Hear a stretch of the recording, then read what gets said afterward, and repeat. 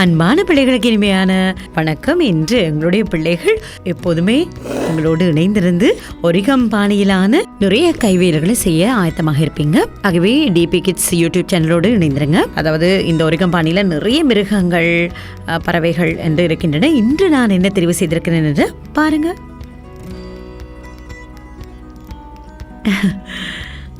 இது யார்? இதுக்கு சொல்லக்கூடியது பேசுகின்ற காகம். பெரிய வாய் இருக்கிறது, ரொம்ப சத்தமாக பேசக்கூடிய காக்கா என்று சத்தம் போடக்கூடிய காகம்தான் நாங்கள் இன்று செய்ய போகிறோம். ஒரு கடதாசியை எடுங்க, உடனடியாக நாங்கள் செய்து பார்க்கலாம். இதோ கருப்பு நிறத்திலான A4 கடதாசி எடுத்தாலும் பரவாயில்லை. ஆனால் நான் நினைக்கிறேன் கொஞ்சம் நிற வேறுபாடான ஒரு காகத்தை செய்யலாம் என்று நான் நினைக்கிறேன். இதோ இப்படியான ஒரு கடதாசி எடுத்துக்கொள்ளுங்க. அந்த கடதாசியை எடுத்து இதோ ஏற்கனவே நாங்கள் செய்வது போல், அதாவது பாருங்கள், ஒரு பாச்சுவரை எப்படி இருக்குமோ அதை நகர்த்தியது போல் இப்படி கடதாசியை முக்கோணம் வரக்கூடியவாறு இதோ இப்படி மடித்து கொள்ளுவோம். நான் சீக்கிரமாக மடிக்க போகிறேன். என்னென்னு சொன்னால் உங்களுக்கு இப்போ பழக்கமாக இருக்கும். நான் மெதுவாக செய்யாமல் கொஞ்சம் வேகமாக நாங்கள் செய்து பார்ப்போம்.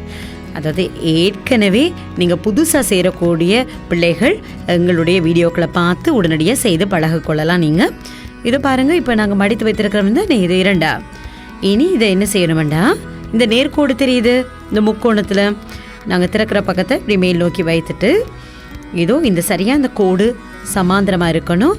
இனி ஒரு கையால் இப்படி வைத்துட்டு இதோ மறுபக்கத்தை இப்படி நான் செய்து காட்டுவது போல் கீழ் நோக்கி, இப்போ நாங்கள் நரிகளை செய்யும்போது எப்படி நாங்கள் அதை மடித்தோமோ பாருங்கள், இந்த கோடு இந்த நேர்கோட்டுக்கு வரக்கூடிய மாதிரி இப்படி மடித்து அழுத்தி எடுத்துக்கொள்ள வேணும்.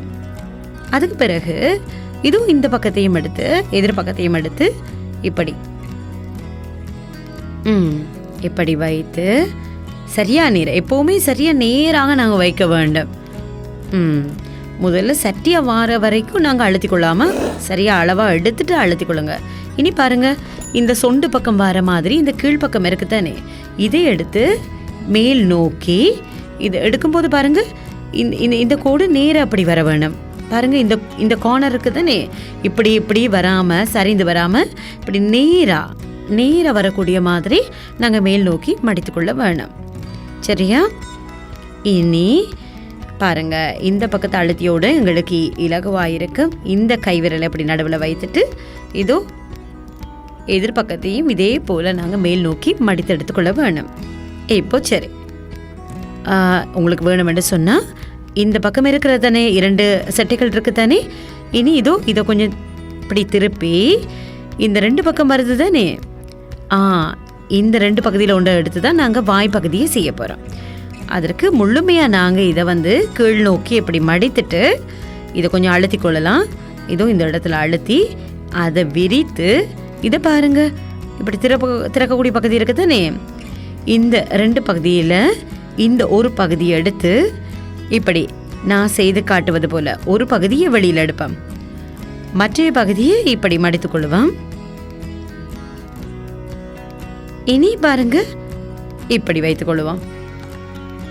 ஒரு பகுதியை மட்டும் வெளியே எடுத்து இப்படி மடித்து கொள்ள வேணும். இனி ஒன்று எடுத்து இப்படி கீழ் நோக்கி மடித்துட்டு நாங்கள் இதோ பாருங்க, இந்த கீழ் நோக்கி இப்படி சரிவாக இப்படி மேல் நோக்கி மடித்து கொள்ள வேண்டும். இனி மீண்டும் அதை திருப்பி எதிர்பக்கத்திலையும் இதே மாதிரி மடித்து எடுத்து கொள்ள வேண்டும்.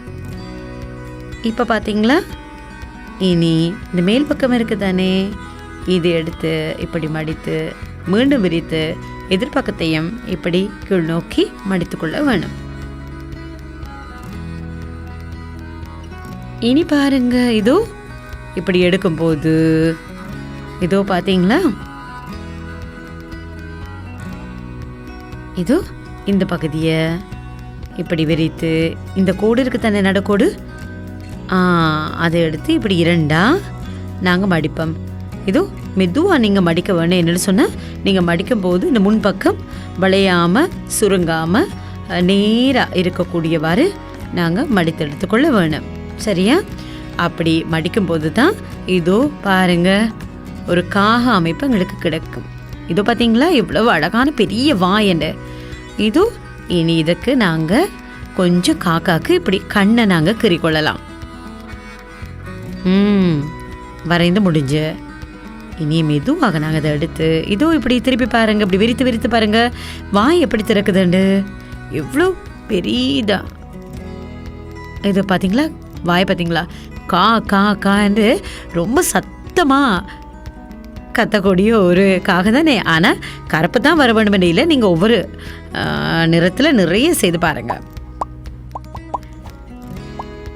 இதை பார்த்தீங்களா, அதாவது கடதாசி அதாவது பத்திரிகை இருக்குது தானே, அதிலிருந்து நீங்கள் செய்து பார்க்கலாம். பெரிய காகத்தை இது போல் செய்து பார்க்கலாம். இது மாதிரி நிறைய நாங்கள் செய்து பார்ப்போம். மீண்டும் சந்திப்போம். நன்றி பிள்ளைகளே.